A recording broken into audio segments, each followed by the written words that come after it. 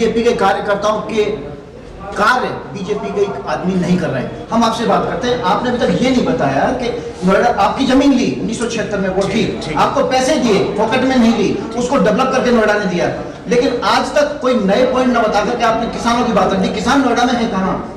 नोएडा में बहुत सारे गांव आज भी ऐसे लगे हुए हैं जो किसानों की जमीनें गई हुई हैं। किसान हर तरह से परेशान है।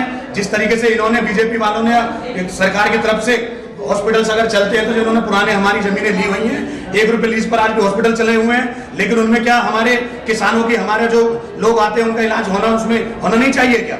मैं चाहता हूं हम लोगों के लिए आपके यहाँ सैमसंग कंपनी है, हमारी जमीनों में बनी हुई है, आप बेहतर जानते हैं, लेकिन उनमें अगर कोई लोकल जाता है अपनी कंपनी में नौकरी के लिए तो गेट तक नहीं खुलता, लोकल लोगों को लगाते नहीं है। तो बेरोजगारी का सबसे बड़ा मुद्दा है कि यहाँ पर कंपनी होने के बावजूद भी यहाँ के लोगों को नहीं लेती। ये बात बहुत मायने रखती है कि जिस क्षेत्र में कोई कंपनी लगती है और उस क्षेत्र के कर्मचारियों को जब वहाँ भर्ती नहीं मिलती है तो ये वास्तव में बहुत दुर्भाग्य है।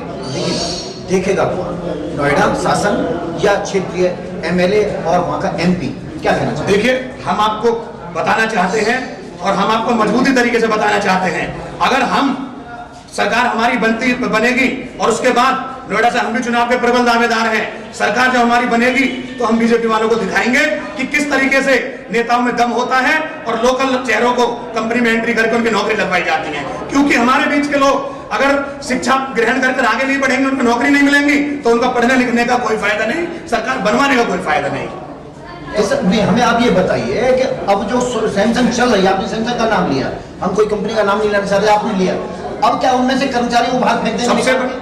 सबसे बड़ी कमियां जो यहाँ के स्थायी विधायक हैं, ये उनकी कमियां हैं। एक लोगों ने उनसे एक उम्मीदें जताई